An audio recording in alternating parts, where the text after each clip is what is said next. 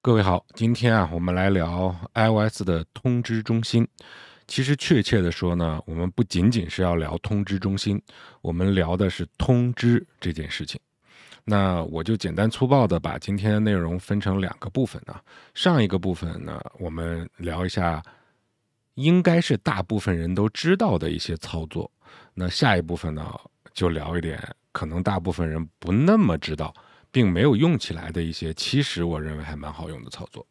那我们先来看上一半部分，大家都知道的操作。首先，通知中心怎么打开？那我们再把这个下线往下拉一拉吧。什么叫通知？先解答这个问题。那从传统的这个功能机的时代啊，比如说你用诺基亚、用这个爱立信、用摩托罗拉那个年代，通知呢其实没有必要解释，就是来电话的时候会有铃声啊，来短信的时候会有提醒的声音。那这种呢，我们就叫通知，简单明了。但是到了智能手机的时代呢，这个通知就感觉大变样了啊，也起了一个堂而皇之的名字。原来那个年代哪有人说你手机来通知了，对吧？没有这么讲的，就是来电话了啊。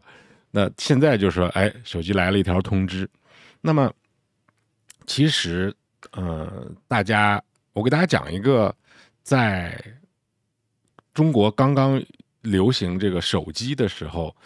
我当时听到的一个蛮有趣的小故事啊，就是说，有很多人，比如说学生或者是老年人，在那个时候，为了赶这个风潮，那学生嘛，那肯定是喜欢这些新鲜事物，然后自己也去买一个手机，便宜点的，办个手机号。但是呢，买了之后，这个手机揣到兜里呢，一天到晚也没有人给他打电话，这个手机也不响，那就拿着这个手机呢就玩贪食蛇，把这个手机呢当成一个游戏机来用啊。就我们那个时候有这么一个说法哈。那我其实时常在想，现在的小朋友再去用手机的时候，他绝对不会有这样的一种，这叫什么？能叫焦虑吗？不会有了，因为现代的手机不仅仅电话、短信，而恰恰现在的手机电话跟短信几乎没有了吧，对吧？就算是成年人，电话跟短信也是排到在手机的功能里面排到很后面很后面的。那现在取而代之的是什么呢？我们可以很直观的说，就是一些 App， 在手机里面那些无数的 App。那每一个 App 它都可以给你发一个通知，就算是一个计算器的 App， 如果你愿意的话，它也给你会发一些每天小贴士啊，甚至是每天给你发一段广告，这也算是通知。那这就是我们换一个角度，就是说让你体会到了什么叫信息时代到来了。在我学生时代的时候，我知道现在进入到信息时代了，但是其实我也一直在问，这信息时代信息到哪儿了？没怎么感觉信息时代跟不是信息时代有什么差别呀？那我相信现在大家都能够感觉到了，那这些垃圾信息啊，这些通知，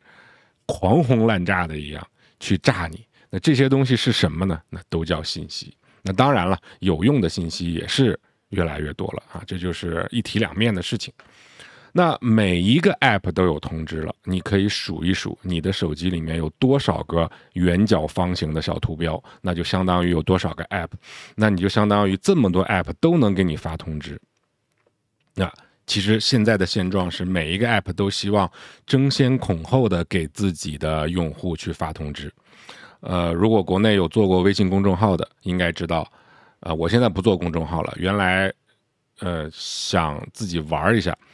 玩过一次啊，没有像样做，所以我大概知道，微信公众号对于给你的订阅者发通知也是有时间和数量的限制的。也就是说，你不能频繁的去发这些垃圾的信息。所以你可以看到现在的这个通知啊，通过我刚才的这一段，咱们聊这一段内容。首先，我觉得您应该知道什么是通知了。那现代的通知跟原来的通知有怎么个不一样？其次呢，你应该知道现在人类遇到的一个大麻烦是怎么去管理这些通知。那谁都想让我的手机响一下。那我怎么样才能够用聪明的、智能的方法，让我的手机替我来做一些决定，让我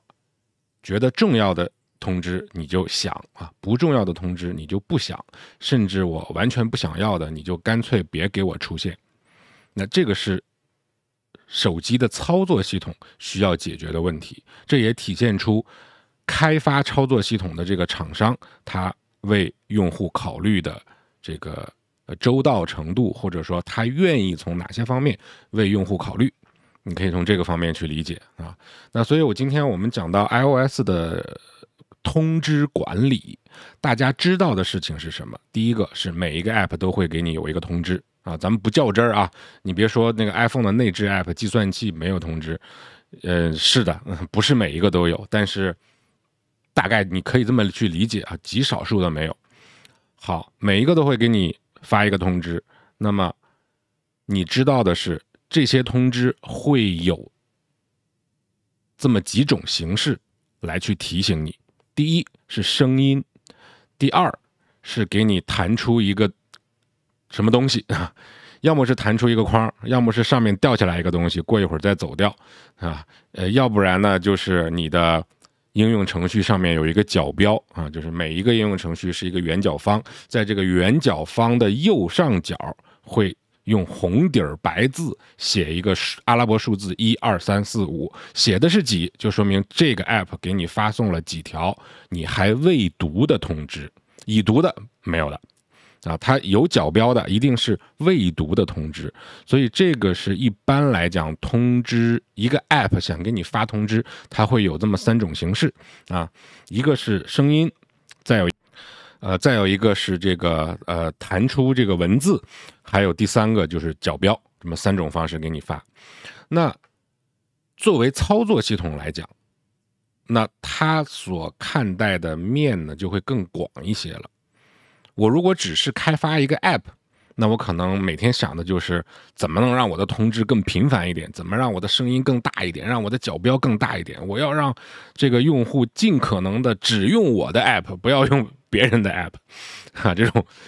app 的商业模式，各种 app 在后台竞争啊，打得非常的激烈啊，只不过很多普通用户不知道啊，也不在意这些事情。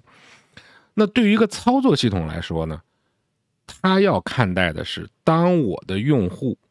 去面对这林林总总的这些 app 给我的用户发来通知的时候，我该怎么办？我站在谁的立场？我替谁考虑啊？这个是操作系统要考虑的内容。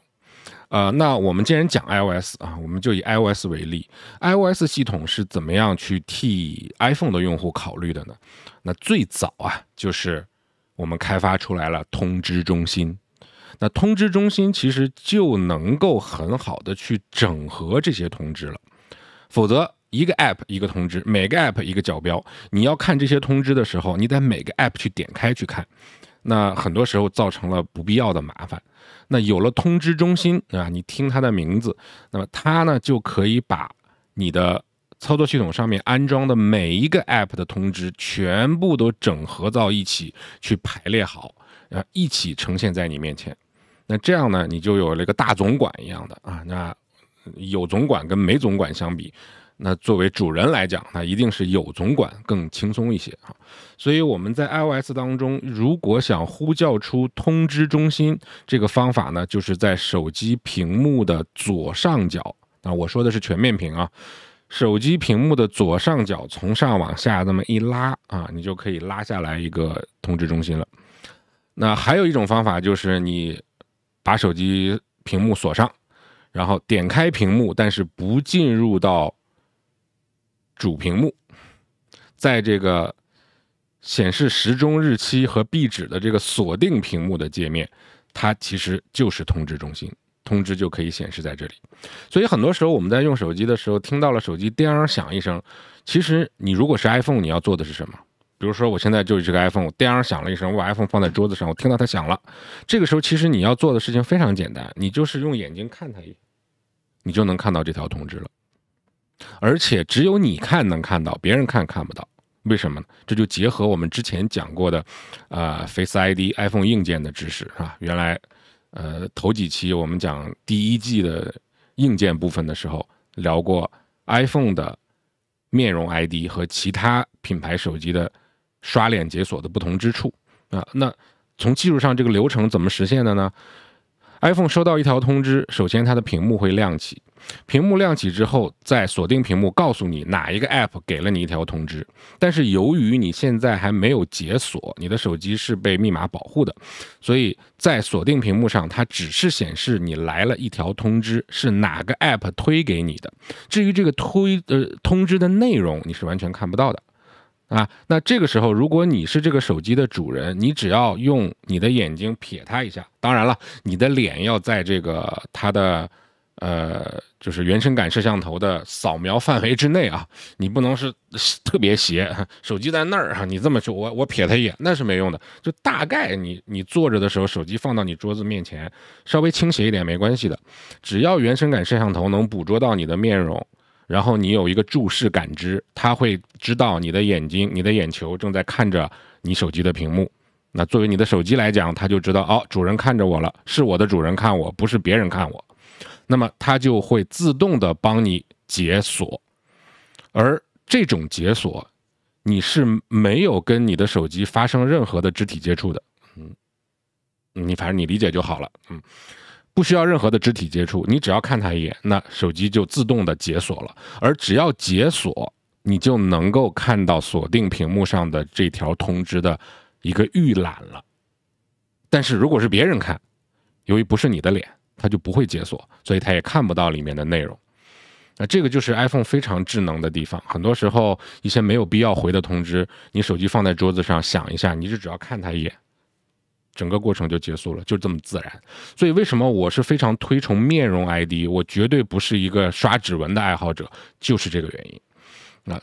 如果你用正确的方法使用 iPhone， 你应该能够从用户体验的角度去理解为什么 Apple 就是不给你放所谓的屏下指纹。因为指纹它跟面容相比，它就不是一个更好用的东西。即便是在疫情之间大家都在戴口罩的时候，作为一家跨国公司，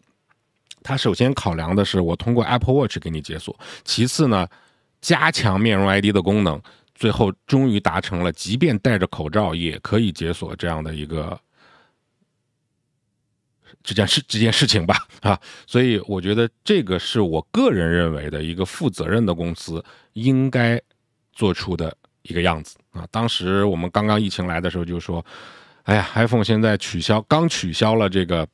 刚在所有的主流机型当中都取消了指纹也就是我们触控 ID， 结果来了个疫情，让大家人人戴口罩，所以所有的手机都解不开了，还得老老实实用密码，非常烦。其实当时 Apple 用的是3步走的方式，第一步用最快的方式，通过一个 iOS 系统的小更新，它首先让我们的面容 ID 能够识别出你是否戴着口罩，但那个时候它还没有办法去真正的戴口罩解锁，但一旦你的面容 ID 识别出你戴着口罩了，它就直接跳出让你输密码，就不再尝试用面容解锁了。这个细节其实很多人没有注意到过。早先在疫情之前，如果刷脸没成功， iPhone 会反复的尝试刷好几次，它始终不会给你跳那个输密码的界面的。但是从疫情来了之后，iOS 的第一个更新是他先不尝试了，只要他发现有口罩，不再尝试刷脸了，直接跳让你先输密码，这是第一步，因为这个最好解决，很快就这个响应非常的快。那第二步就是给拥有 Apple Watch 的用户你可以通过 Apple Watch， 因为那个时候 Apple Watch 解锁 Mac 电脑已经可以了，那很快的先把这个功能移植到 iPhone 上，那一直现在都可以用如果你带着 Apple Watch 的话，Apple Watch 在 iPhone 的附近，那么即便你刷脸解锁失败，你也可以通过 Apple Watch 给 iPhone 进行解锁。当然这个是个开关不是说默认开的，你要主动把它打开才可以的。那到了第3步，只要你在登记面容的时候选择我要使用戴口罩解锁，你这个头呢这么多转一圈正常的应该是转2圈，那个你要选择戴口罩解锁，好像是要再转第3圈，那之后呢，你即便戴着口罩也可以解锁了。所以今天跟大家聊的稍微多了一点啊，但是我觉得这个咱们聊天嘛，就是我想到了一个非常有意义的故事，也给大家去进行一些分享啊。所以我个人是非常支持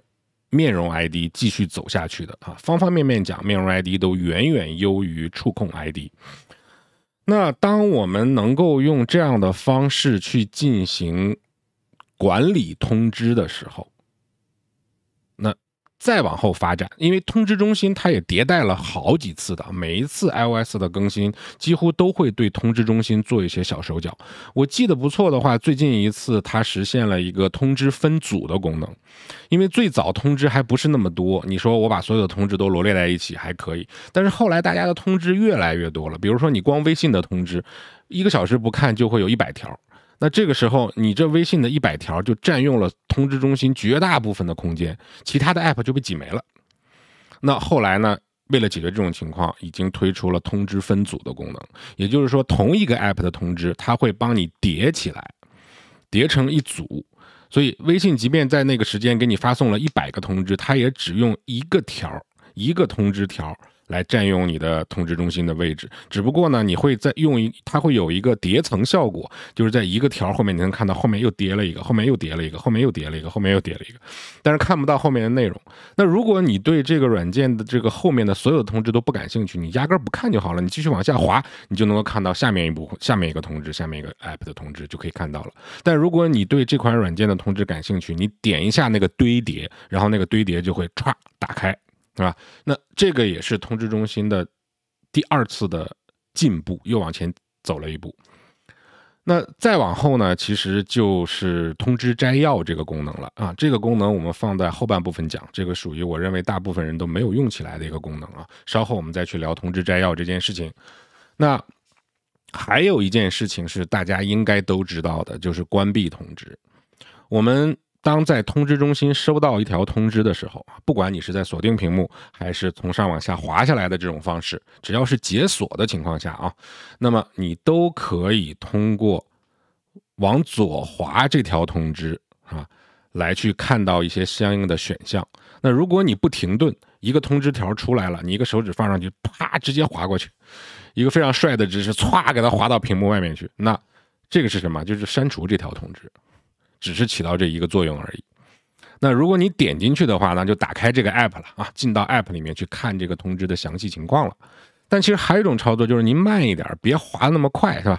按住这条通知，轻轻的往左滑一点，然后你会发现它有3个选项出来的，或者是2个吧，因为系统版本迭代的太多啊，我每一代都在用，所以有的时候也会搞混。你滑滑看就知道了。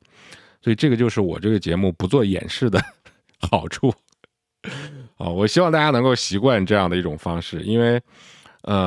一方面是我懒，因为我要做演示，我上面还要架一个摄像机啊。那我不说做那个剪辑比较麻烦吧，但是这样的话其实你看起来也麻烦。对，那还有一个方面呢，我觉得咱们还是以聊天为主，但其实还有个背后的原因，我一直没好意思说的原因，就是如果你真的是非常基础啊，比如我见过的一些老年人非常基础，然后动手能力很差，有的时候不敢动手，那即便我做了演示，你该不会的肯定还是不会。所以我觉得演示这件事情我一直没有那么高的兴趣在做，所以大家我相信只要语言能力还没有退化啊，对语言的理解能力还没有退化，跟着我的语言描述去操作应该没问题的啊。那你会看到一个是清除，对吧？一个是应该叫设置，2个按钮，就当你把一个通知往左滑。那如果你点设置，可能有第3个版本不一样，可能会有第3个叫关闭通知，有可能。如果你点这个关闭通知的话，那么以后这个 app 就再也不会给你发通知了，就等于说你把这个 app 的通知功能整个给封杀掉了。那以后这个 app 就算再有对你有用的信息，你也收不到了，你只能点开 app 的时候，在 app 内部找到它的通知，然后自己去主动的看，才可以看到这个通知。那再有其次呢，你就可以点设置，那设置里面呢，你有更多的关于这款 app 到底要怎么给你发通知的一些选项。那我想讲到这儿呢，基本上我们前半部分就跟大家聊完了啊，这些我认为是大部分人都应该是知道的功能。那后面呢，我给大家去聊的就是可能大部分人都不知道，或者你知道了没有用到的功能，那就是先说我们刚才提到的通知摘要。通知摘要这个功能我一直在用啊，我特别喜欢这个功能。我们先用语言去描述这玩意儿是干嘛的哈。通知摘要其实是一个灰色地带，它既不会把这个 app 的通知关掉，完全关掉，不会的。但是呢，它也不会让这款 app 随便的给你发通知啊。那这个就像一个，更像一个，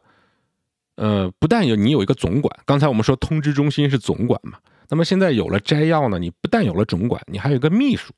秘书的工作就是无微不至的，对吧？它比较细致，所以摘要你首先可以在设置通知里面啊，打开 iPhone 的设置，在设置里找到通知，这个里面你可以看到打开通知摘要。你把这个摘要功能打开了之后呢，你可以自己去设置几个时间段，那么只有在这几个时间段你才会看到这个通知才会被集中的这个展示在这里面。那如果不在这些时间段呢，你就不会收到任何的主动提醒。比如说你在一天当中，我设置，比如说我每天早上7点钟起床，那7点半的时候我可能在吃早餐了，那么这个时候我想不看报纸了，因为现在很少有人看报纸了吧，我想看一看我昨天一晚上半夜有什么通知啊。我第一个时间段设置到早上7点半，然后上班路上就别烦我了啊，我要听 podcast 的，我要学习，然后上班呢也不能看，那午休的时间中午12点吃饭的时候，给我来一个，然后下班的时候晚上6点给我来一个。我只是举例子啊，比如说我设置了7点半、12点跟6点3个时间段，那么你的所有的通知，或者并非所有吧，就是大部分在你允许的情况下，大部分的通知都会集中在这3个时间段为你进行播报。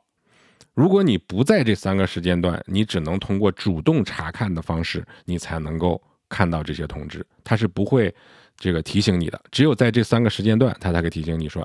到了该您看通知的时间了。现在我帮你整理好了啊，这个摘要的画面也非常漂亮啊，有叠层效果的，有预览的，有照片的，比普通的通知要漂亮得多。那么你到这个时间可以集中的看一下之前你的通知是怎么样的了啊，这个我特别喜欢这个功能。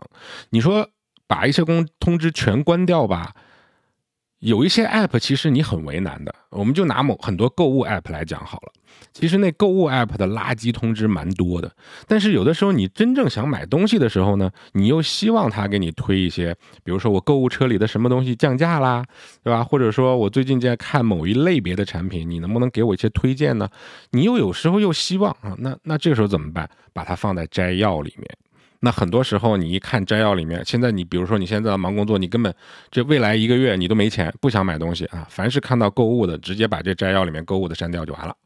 等你什么时候想买的时候，你还能够看到它啊。所以我是非常喜欢摘要这个功能。那这个也是通知中心最近的一次迭代啊。那你可以就是针对某一款 app， 你可以选择把它的通知设置成实时的通知或是摘要的通知，这个你是可以去进行选择的。那比如说像一些即时通信 app， 比如说微信啊这种短信啊，是吧？你这个放到摘要呢就不太合适，你可以把它变成实时通知。而那些什么购物类的呀，或者是一些什么炒股类的信息类，就这个我不知道啊，因为我不炒股，我不应该随便拿这个举例子。但我觉得现在你们如果在中国大陆你们还炒股嘛就是你这不重要了，就是你可以把这些放到摘要里面来去统一的看，这样你既可以有通知，又可以管理好你的时间，就是你会有一种通知被自己掌握的感觉，而不是被动的，对吧？明明我现在正在专注做一个事情，我的手机在那边噼里啪啦猛响，这个现在很讨厌的，因为我知道大部分人都没有意识到要去管理你的通知，也不知道该怎么样管理你的通知。当然我也不知道安卓阵营有什么管理通知的方式啊，我从来没有用过任何一部安卓手机，我唯一使用过的一台备用安卓手机是锤子，那现在这个公司也倒闭了。所以说，我没有资格去跟大家聊对比，所以我只跟大家说 ，iPhone 现在有我个人认为非常完善的通知管理机制，希望大家用起来。因为我是一个 YouTuber， 但是我也经常看其他YouTuber 的节目，那我就经常看到很多的 YouTuber 正在录节目的时候，手机当啷啷当啷啷当啷啷在那响。那我有没有这种情况呢？也有。那个证明是什么呢？是证明我家人在联系我，他才会响。因为我的家人是排除在所有的之外的啊，不管我在干嘛，家人作为紧急联系人，他随时会响。那绝对不会有除了家人以外，就是至亲以外的人，在我录节目的时候，你听到我的手机噼里啪啦响，这是绝对不会的。而且做到这样并不用我操心，我不需要在我做节目之前特意的记得要把我的手机来一个静音，没必要啊，因为它会智能自动的帮我去管理这些通知，非常非常的好用。那所有的这些我讲到的功能，我刚才说了，我没有去实操去给大家演示，所以你们可以自己如果感兴趣，对这个功能感兴趣，自己去打开你们自己 iPhone 的设置，找到通知去看一下。如果看的有没看懂不明白的，你去留言，我会尽可能的回答大家的问题。但我觉得不至于的啊，都是中文，不至于理解能力那么差。我讲到这个份上，这个功能都知道了，然后你再去看设置，不至于看不懂。如果真的看不懂的话，问一下你们的孩子吧。有孩子的话，去问一问哈，应该还是没有太大的问题啊，给这个代际之间一些交流的机会吧。那当然，除了这个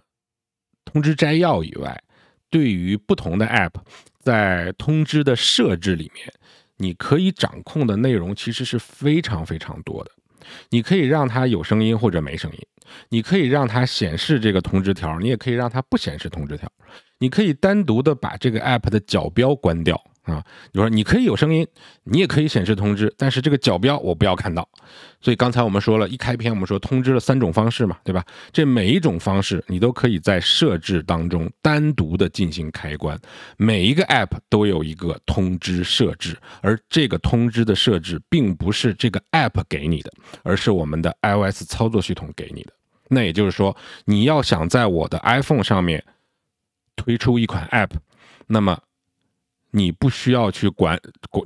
就是操心这个通知的事情，我作为一个操作系统完全给你把控好了。那对于用户来讲，更是可以从操作系统的层面，也就是从更高的层面去管制它下面的这款 app。所以操作系统设置好了之后，这个 app 再怎么能耐，它也跳不出去的。所以这也是我喜欢这个 iPhone 的一个地方啊。但很多人说它是封闭系统，但其实封闭有封闭的好处。但是你如果要想享受到封闭系统的好处，我个人认为有一个很重要的前提条件，就是你要明白它是怎么设计的，它这么设计的原因是什么啊？这也是我做这个节目的初衷。我觉得用 iPhone 的人并不少，有很多这个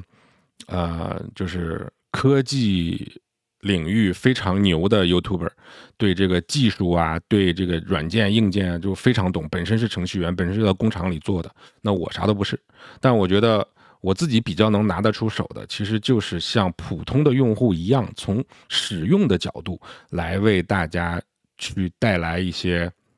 功能背后的东西啊，就是我从我个人的视角，也不是这个 Apple 公司的视角啊，就从我个人的视角跟大家去聊一聊啊，它为什么这样设计这个功能，而这样的设计你应该怎么用才能够把它达到最大的效力。那这个是我觉得我个人做这个节目的最终的一个目的吧啊，今天说的多了一点啊，那希望对大家有所帮助。那我们先聊到这儿，感谢您的观看跟关注，我们下期再见。